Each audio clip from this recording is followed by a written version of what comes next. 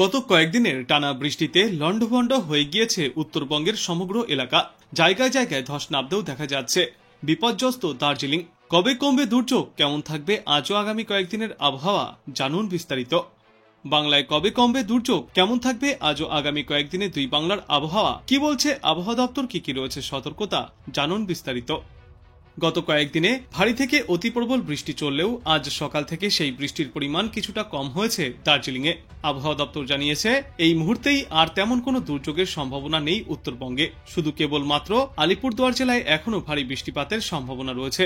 উত্তরবঙ্গের প্রায় সর্বত্রই আজ থেকে বৃষ্টির পরিমাণ কমতে চলেছে। তবে এখনও পুরোপুরিভাবে বৃষ্টির হাত থেকে রেহাই মিলবে না। বিক্ষিপ্তভাবে বৃষ্টিপাত জারি থাকবে। ঘন্টায় সর্বোচ্চ 30 থেকে 40 কিলোমিটার গতিতে দমকা ঝোড়ো বাতাস।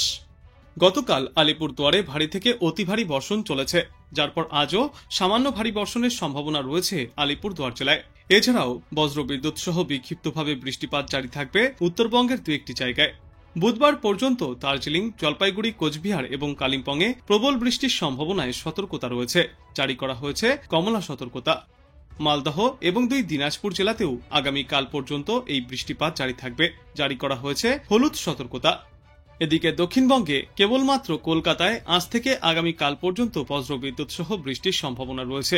এবাদে বাদবাকি এলাকাগুলিতে অর্থাৎ হাওড়া, হুগলি, উত্তর 24 পরগনা, দক্ষিণ 24 পরগনা, পূর্ব মেদিনীপুর, পশ্চিম মেদিনীপুর, বাঁকুড়া এবং নদিয়ায় বৃহস্পতিবার পর্যন্ত বিক্ষিপ্ত বৃষ্টি চলবে। দক্ষিণের অন্যান্য এলাকাগুলিতেও আগামী বৃহস্পতি থেকে শুক্রবার পর্যন্ত সামান্য ছিটেফোঁটা বৃষ্টিপাত দেখা যাবে। তবে এই মুহূর্তে দক্ষিণবঙ্গের জন্য একটানা ভারী বৃষ্টির কোনো পূর্বাভাস নেই। উত্তর বিহার এবং পার্শ্ববর্তী অঞ্চলে যে নিম্নচাপ অঞ্চল ছিল তা কিছুটা শক্তি হারিয়েছে।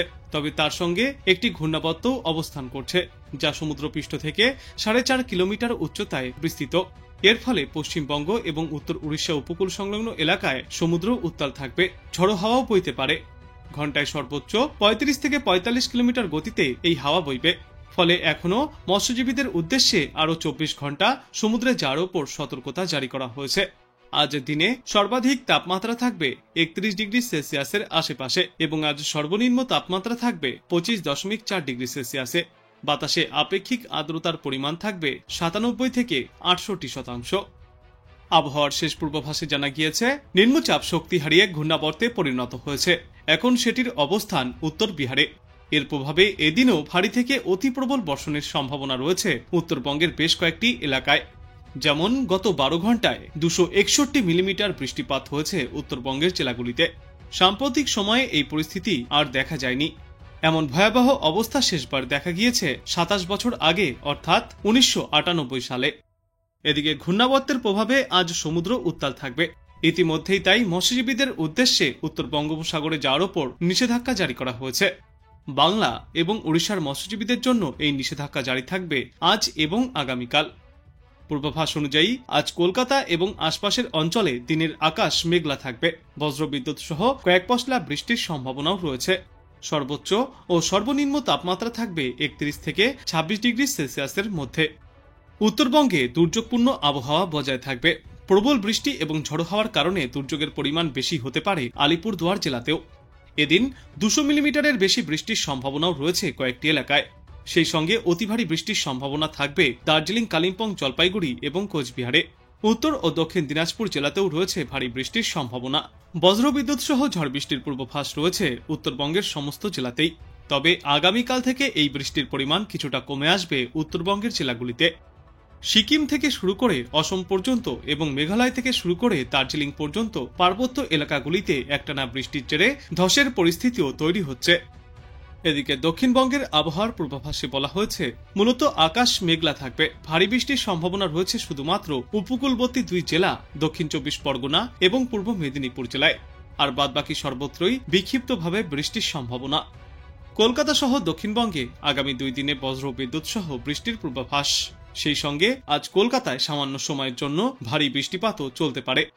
আগামী বৃহস্পতিবার পর্যন্ত কলকাতা সহ দক্ষিণবঙ্গে এই বৃষ্টিমুখর আবহাওয়া বজায় থাকবে। আজ ভারী বৃষ্টির সম্ভাবনা রয়েছে মুর্শিদাবাদ এবং নদিয়া জেলায়।